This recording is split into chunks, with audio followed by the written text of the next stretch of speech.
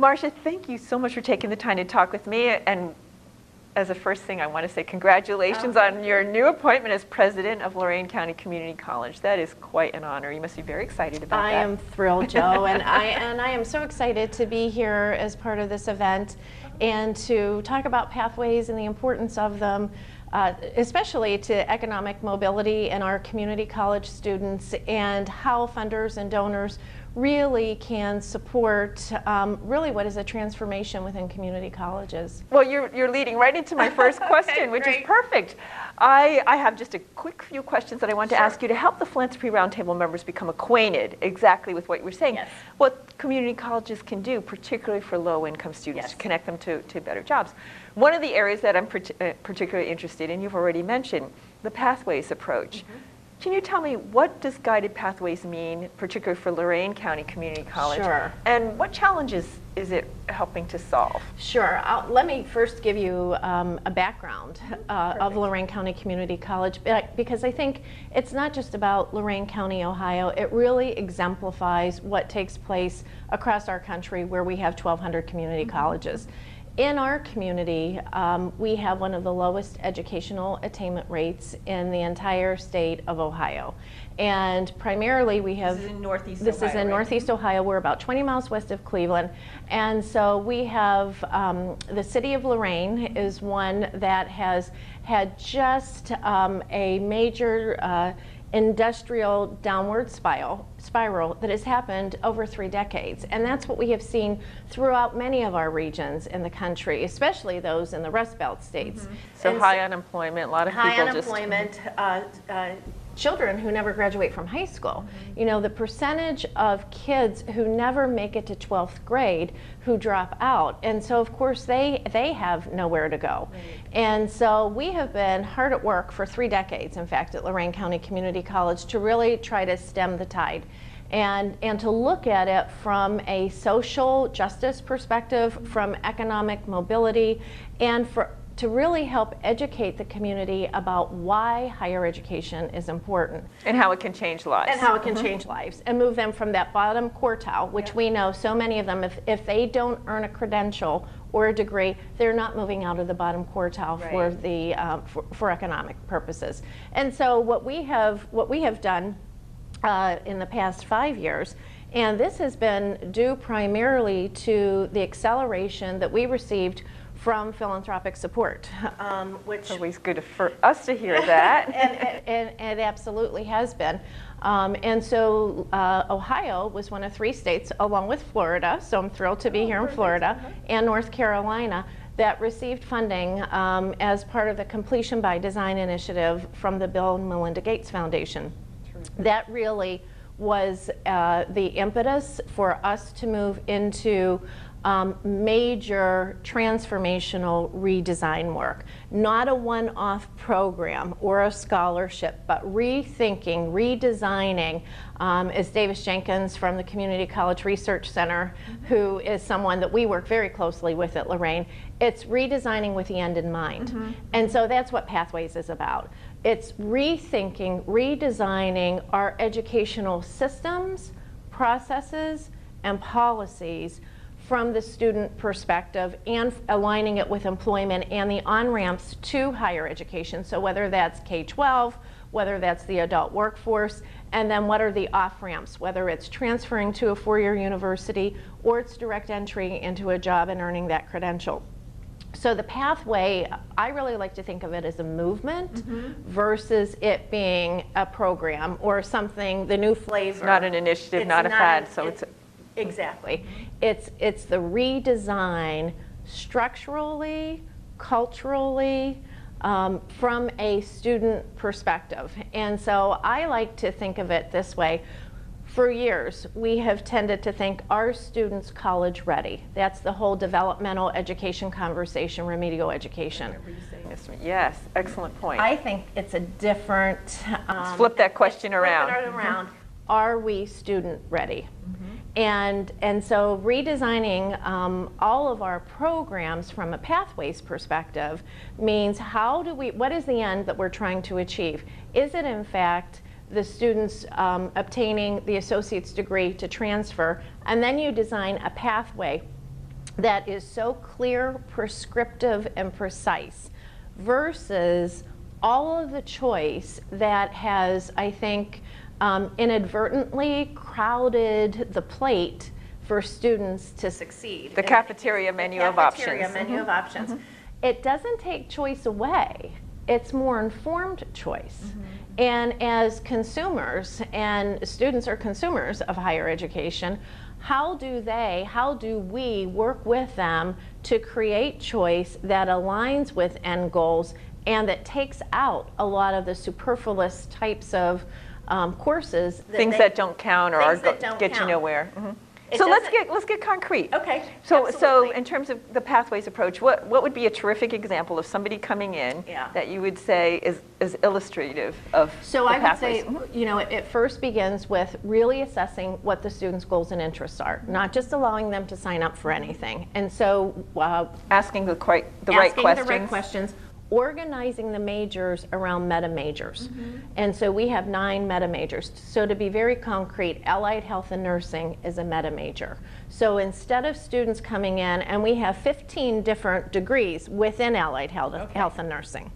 If we know the student is interested in allied health and nursing, we have designed every one of our curriculum in a way that they can take their first semester without losing any credit and deciding, okay, I've eliminated 5 programs that I don't like, but I really am interested in radiography. I found out I'm not interested in nursing, so I'm not going to go down a different road that starts to increase their credits in terms of other prerequisites that they may never need. So it's kind of funneling. It's funneling. It's a funneling approach. And along with that is a very intrusive approach to support services. Everything from embedded tutoring to co-requisite models for math and English. We know now that you can put students who have placed traditionally in developmental courses, you can put them in college level courses and wrap the right support around them, and they're going to do, in most cases, as good as the student who placed in the college level course. And so it's a mindset shift. It's back to how do we meet the students' needs. And from a teaching and learning perspective, it is flipping the paradigm in terms of the pedagogy, how faculty teach, and how involved they are, and too, what they see their role is. Absolutely, right? Absolutely. So it's all of those pieces together. So allied health and nursing, I think, is a good example.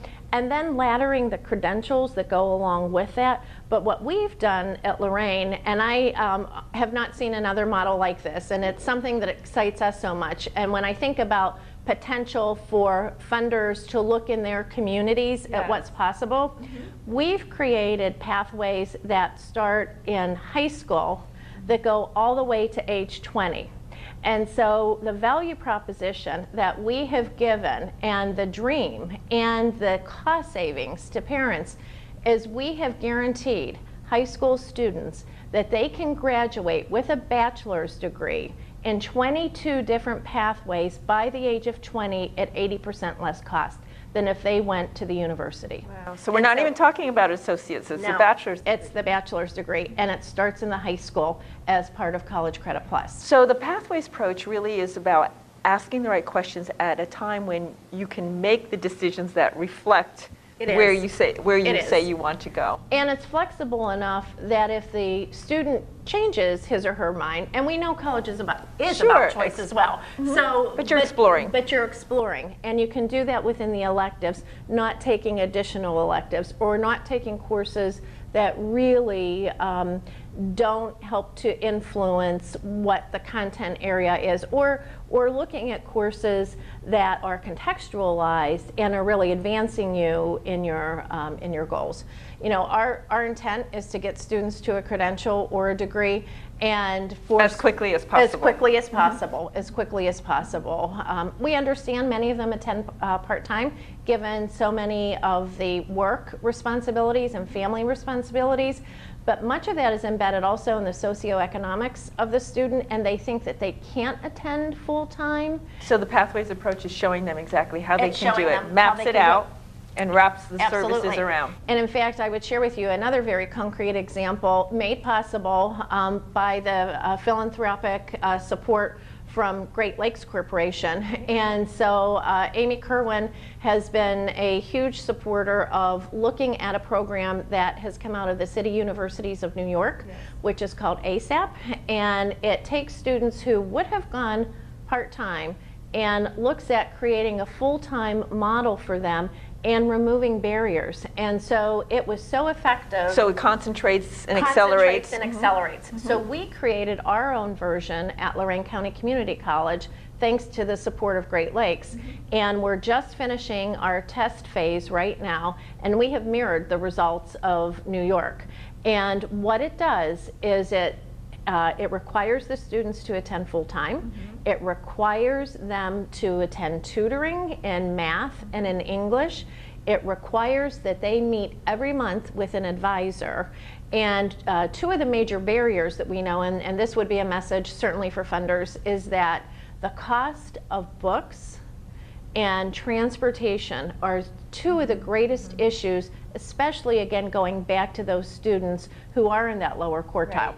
And so within this program, we provide books for free and we provide gas cards for them. And so our program is called SAIL, Students Accelerating in Learning, and we're on one of the Great Lakes. And so, so we have just completed our pilot phase for that, and our students are accelerating through, and we just had our first graduates 2 weeks ago. So we're really excited. And now what we're working on is how do we take that to scale? And so often what occurs with grant funding is it may be a pilot project to try to demonstrate whether something can work. But how do we as community colleges then sustain that given our different financial models and what we've learned? And so both with the completion by design initiative as well as now the ASAP replication, we're rethinking our financial modeling. Ohio has moved to 100% performance funding based. It's one of only 2 states that's 100% performance funded. There are over 20 states that have some type of performance-based funding, but all of our core funding from the state is based on performance. And so we have worked closely. The Lumina Foundation has invested in Ohio and has provided a great deal of technical support.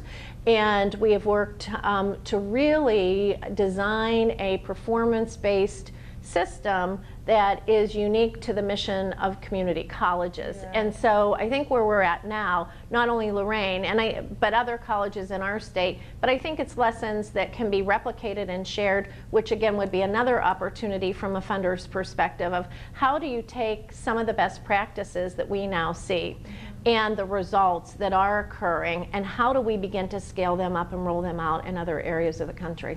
Well, I think you've hit upon, without me even asking, a lot of the questions that I wanted, because in the end, it's what can donors do, and I think you've addressed a lot of that, and you've tapped into the interest that donors have of evidence-based investments and whatnot. Absolutely. So you're saying that you've tried these pilots, they're working, and you're excited. We're excited about it to not only expand them at Lorain, but across hopefully as many of the 1,200 community colleges possible. Absolutely, and there are initiatives going on. The American Association of Community Colleges unveiled earlier this year the National Pathways Institute, and selected 30 community colleges. There are 4 community colleges from the state of Florida alone that were selected for that. I've had the opportunity to serve as one of the coaches for the Florida community colleges, and what's fascinating about Pathways is it is not a one-size-fits-all. It really is uniquely designed